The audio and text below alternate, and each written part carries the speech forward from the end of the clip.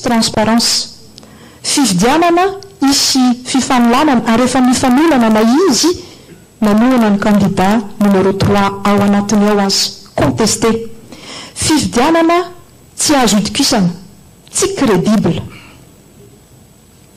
Zavatra telo lehibe no ateraky ny atao hoe halabady bevata, manova tanteraka ny valim-pifidianana, manova tanteraka.